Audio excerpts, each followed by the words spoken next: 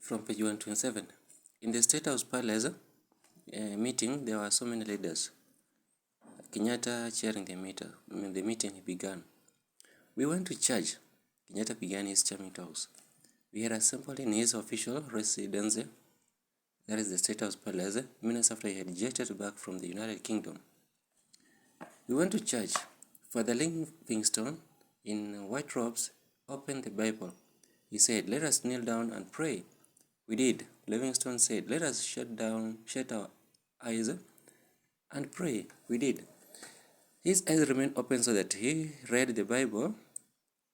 We closed our eyes. Once he finished his long prayer, we all said amen and opened our eyes. Our land had gone, and the sword of the flame stood on the guard. As for Livingstone, he went on reading the word, beseeching us to lay our treasure in heaven, where no moth will corrupt. But as for him and all the whites, they laid their treasure on the earth, our land. Now that our eyes are open, what do you think we should do? As for us in the Kikuyu land, we've always believed that you can rent a Kikuyu, but you can never buy a Kikuyu. Our our ancestors had resisted before. The Wayaki stood by his sword, and he died by the sword. What about you? Are you ready for the sacrifice? We all shouted yes, as though we knew the significance and the meaning of the word yes. You know, as for that yes meant as gifts for the sacrifice, we ought to give and liberate our nation, shedding our blood, perhaps living in the forest and fight. They folded our eyes, he continued. Our ears remain open. We've heard their talks and their intentions. As for today, we are awake, comrades, power. He continued his remarks, making an authentic speech. Power! We all shouted in unison, complying with the speech. Many decades later, his young and granddaughter, Sabina Chege, came up with developed the brains in her skulls and began giving an explanatory speeches on what her grandfather meant. Sabina Chege had grown big and she was now able to talk and explain better the meaning of the Kikuyu proverbial slogan, "You can rent a Kikuyu, but you can never buy one." Never, never at all. We are not that cheap to be sold for a penny. She began to reveal the hidden meaning. She had been elected the Senate to represent the larger Murang'a County. She will talk much of the inside as her secrets and that of the Kikuyu people. She represented the interests of Murang'a women and advocated the rise of all the Kikuyu community. And for that, she authentically defined the meaning of her proverbial words that was left to be a big secret for themselves. Kenyatta had just landed from England. He had broadened discussion with the Queen of England. Altogether with the many African leaders, the Pan-African leaders, examples were the Kwame Nkrumah of Ghana, the Julius Nyerere of Tanzania, Buhari of Nigeria, and many more. Bode still battled in his Uganda forest and will not travel overseas and represent his opinion on the behalf of the Ugandans. Somehow, the human flesh eaters, the Abakisu, still enjoyed the human meat on the table before the Mnyangole came over to restore the peace and the sanity in the country. He actually stabilized the country and spearheaded the revival of the Ugandan economy. I felt constriction in my throat the more Kenyatta narrated the calamities that befall our black brothers, suffering and the anguish they were going through in the Mount Kenya region. The more he revealed the struggle for independence, the more anger choked my throat. And all of us in that storytelling sitting felt agitated to throw a stone to any white man. Wayaki had been buried alive. Young men were crucified broad daylight. Young men were hanged daylight in the marketplaces, so that the other strong, vibrant freedom fighters would be scared, cowed, and be silenced to death, thus scaring them from the white administration. They wanted to stop us from questioning the white rules. The bodies of our young warriors dangled in the market trees with the ropes on their neck. Hanged, any dreadlocked man within the regions was met with a white bullet on his chest. "I've just shot another Mamo terrorist." The white commander would open his filthy mouth to spat a word after shooting and killing a Mamo soldier. Many Kikuyu men underwent through enough troubles in the cold forests of Mamo. They would spend sleepless nights in the cold, and they also missed the warmth of the women.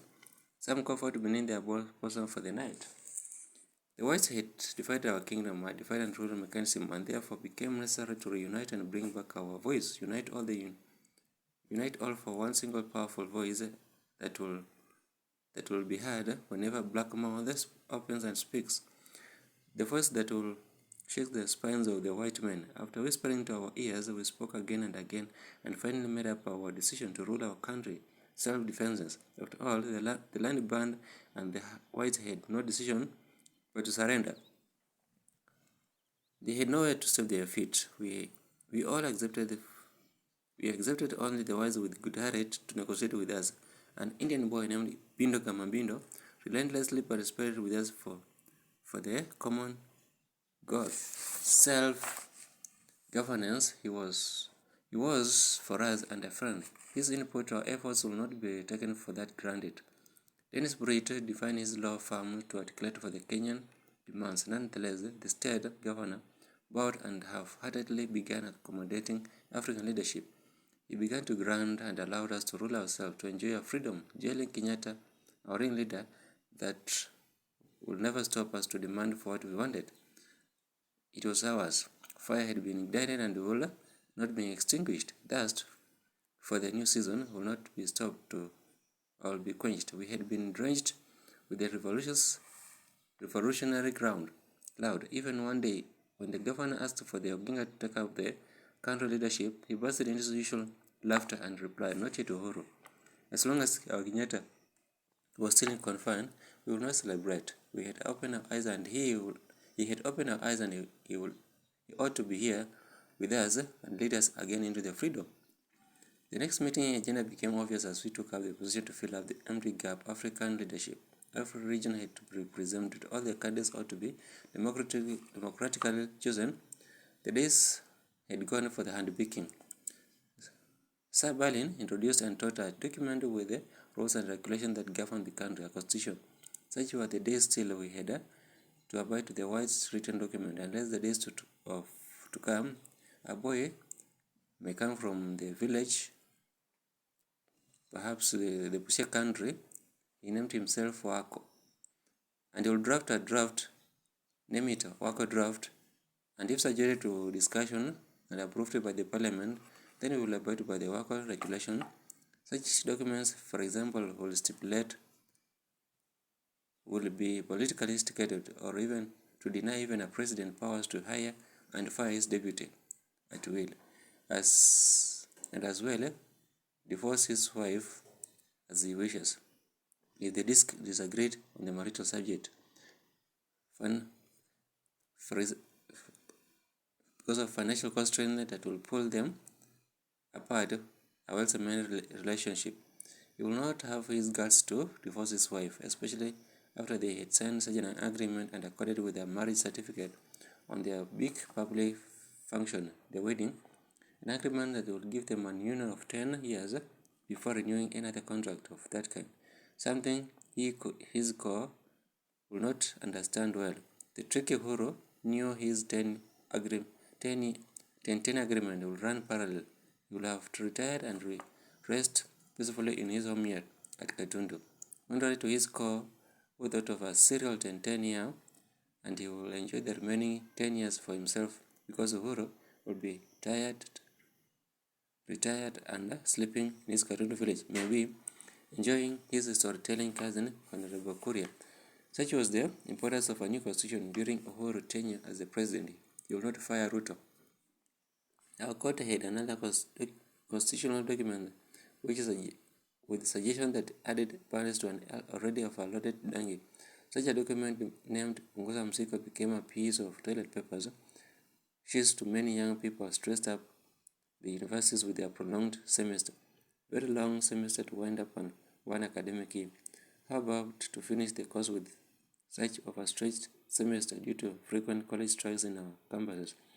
Our youths taking into the street and demand for something whenever there was inadequacy in whatever they needed, whenever they wanted a solution to any problem, whether a very important like advocating to national changes in politics or something better like poor and cooked meal in their campus. They took to the street. Such was the culture and the tradition of our universities. To the mindsets of all our learning institutions, youths being prepared to take up different professions in our country. And even after that, all our working professions did equally and portrayed their demands through such means. Strikes became a mode of, of airing out our grievances, paralyzing the entire nation into turmoil. Ask the teachers' strike, medical and the army officers. They had practiced. They made their voices heard through riots. Students' leadership would lead such college students spearheaded for their wild ride. Name them. Mr. James Orengo led the university student for such kind of occasions. More university students had rioted and took to the street demanding for a crash program after spending much more than a decade for one single degree program. Such very often strikes had longed the semester to delay their hopes and dreams and aspirations. An election had been scheduled within no time. To reach a teacher in the Rift Valley region went back home and prepared himself. Ngala was popular in the coastal region.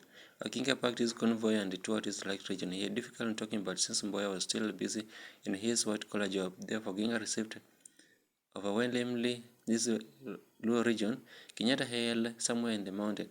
The prime ministerial seat was vacant with no one with enough brains to sit on. Such were the days when we had enough political seat with very few personnel to take up these positions and take over from the whites.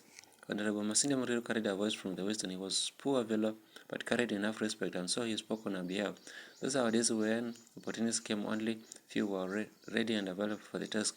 Only few had the strength to treat the white man's brain. Only few had traveled around the country and were conversant with the whole country and revolutions that took place.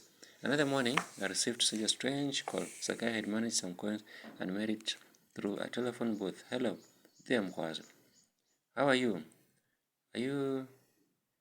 How is your morning? Can you imagine? I'll be stepping in the capital city in the near future. Down here, I'm about to die. Poor. If you don't mind, I wish to come to your place. I still have some 20 more years to live. You know me. William say, Wakambao. Nothing surprised me like that call. I would have slammed it off and avoided an inconvenience of an unwelcome visit.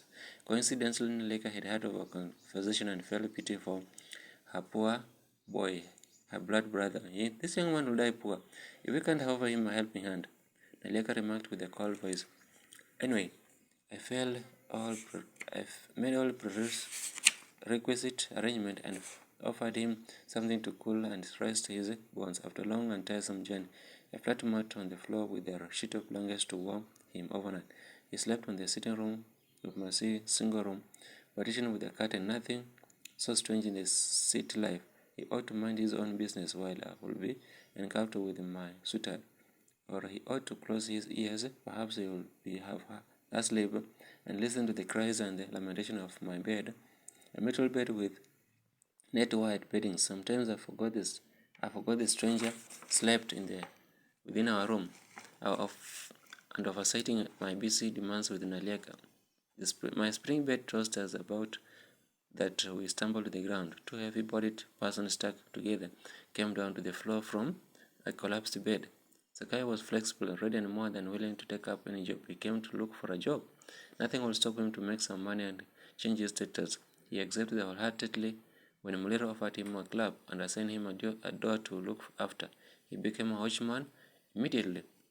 I had finished fourth form in the capital city. I knew to eat because we were paid our wages every after 30 days. I had such a good time in the city.